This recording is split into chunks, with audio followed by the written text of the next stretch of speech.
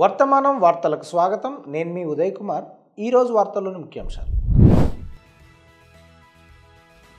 గాజాలో Israel దాడులకు America అధ్యక్షుడు Trump మద్దతు ఉందని స్పష్టం చేసిన వైట్ హౌస్ ప్రతినిధి.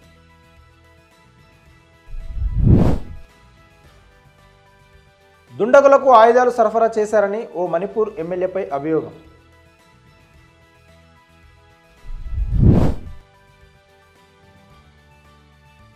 బీహార్ అసెంబ్లీలో మొబైల్ ఫోన్ వాడకంపై ఆసక్తికర చర్చ.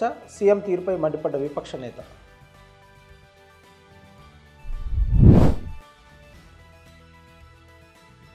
ఎస్ఎల్బీసీ ప్రమాదం జరిగి 4 వారాలు అవుతున్నా రెస్క్యూ ఆపరేషన్లో కనిపించని పురోగతి. గాజాలో తాజాగా ఇజ్రాయెల్ ఆరంభించిన వైమానిక దాడులకు అమెరికా అధ్యక్షుడు డొనాల్డ్ ట్రంప్ మద్దతు ఉందని white house press secretary Karoline leave it అన్నారు. పాలస్తీనాలో హింసకు హమాస్ కారణమని ఆ ప్రతినిధి ఆరోపించారు. గాజా కాల్పుల విరమణను తిరిగి గాడిలో పెట్టేందుకు ప్రయత్నిస్తున్నారా అని విలేకరులు వైట్ హౌస్ ప్రెస్ సెక్రటరీని అడగ్గా ఇజ్రాయెల్ ఐడిఎఫ్ తాజాగా చేపట్టిన చర్యలకు ట్రంప్ పూర్తిగా మద్దతు ఇస్తున్నారు అని లివిట్ విలేకరులతో అన్నారు. బందీలందరినీ విడుదల చేయకపోతే నరకం తప్పదని హమాస్కు చాలా స్పష్టంగా చెప్పారు. దురదృష్టవశాత్తు హమాస్ ప్రజల ప్రాణాలతో చెలగాటం ఆడుతుందని ఆయన అన్నారు.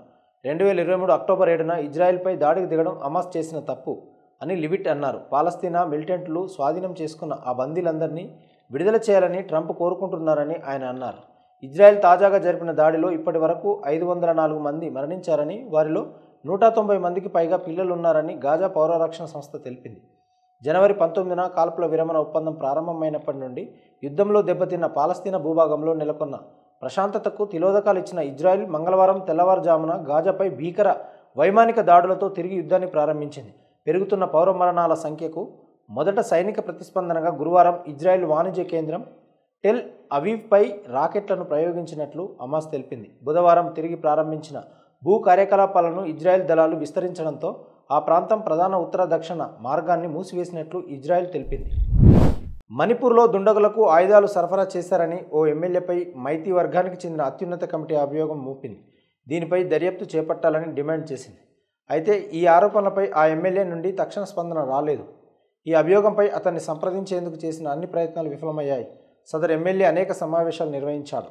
ఆర్థిక సాయం, ఆయుధాలతో దుండగులకు మద్దతు ఇచ్చాడు. కానీ ముస్లింలు మేటీలతో శాంతియుతంగా జీవించాలనుకుంటున్నారు కాబట్టి అతని ప్రణాళిక విఫలమైందని మైతీ సంఘం ప్రతినిధి ఒక ప్రకటనలో తెలిపారు. మే 2023 నుండి మైతీలు, కూకీజో గ్రూపుల మధ్య జరిగిన జాతి హింసలో మణిపూర్లో 250 మందికి పైగా మరణించారు. వేలాది మంది నిరస్సులయ్యారు. మరోవంక మణిపూర్ సీఎం బిరెన్ సింగ్ రాజీనామా చేసిన తర్వాత ఫిబ్రవరి 13న ఆ రాష్ట్రంలో రాష్ట్రపతి పాలన విధించారు. రాష్ట్ర అసెంబ్లీని సస్పెన్షన్లో ఉంచారు. అసెంబ్లీ లోపల మొబైల్ ఫోన్ల వాడకంపై బీహార్ ముఖ్యమంత్రి అభ్యంతరం వ్యక్తం చేశారు.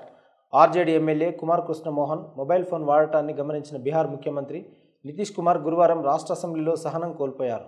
అసెంబ్లీ లోపల మొబైల్ ఫోన్ల వాడకంపై నిషేధం ఉందని, ఈ నిషేధాన్ని కఠినంగా అమలు చేయాలని సీఎం నితీష్ స్పీకర్కు విజ్ఞప్తి చేశారు.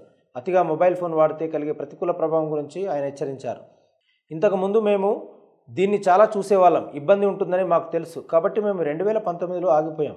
మొబైల్ పక్షం వాడకం ఇలాగే కొనసాగితే రాబోయే 10 సంవత్సరాలలో ప్రపంచం అంతమవుతుంది అని నితీష్ కుమార్ అన్నారు. ఇంతకుముందు మేము మొబైల్ను ఎక్కువగా చూసేవాళ్ళం, ఇబ్బందులు ఉంటాయని మాకు తెలుసు, కాబట్టి మేము దాన్ని 2019లో ఆ పాపము ఇది ఇలాగే కొనసాగితే రాబోయే 10 సంవత్సరాలలో ప్రపంచం అంతమవుతుందని ఆయన అన్నారు.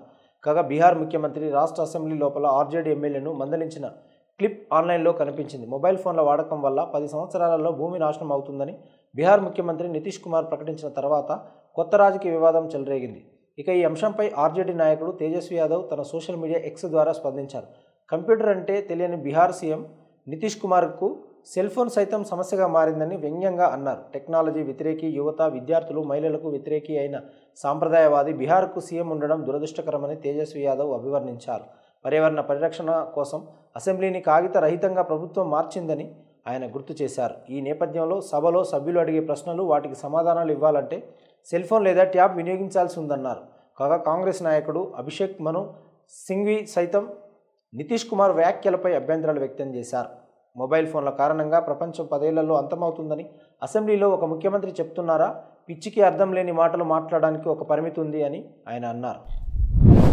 అధునాతన సాంకేతిక పరిజ్ఞానాన్ని ఉపయోగించినప్పటికీ గత 27 రోజులుగా కొనసాగుతున్న ఎస్ఎల్బీసీ రెస్క్యూ ఆపరేషన్లలో ఎటువంటి పురోగతి కనిపించడం లేదు. సొరంగంలో శిథిలాల కింద చిక్కుకున్న 7 కార్మికుల మృతదేహాలను వెలికి తీయడంలో డజన్కు పైగా రెస్క్యూ బృందాలు గణనీయమైన సవాళ్లను ఎదుర్కొంటున్నాయి.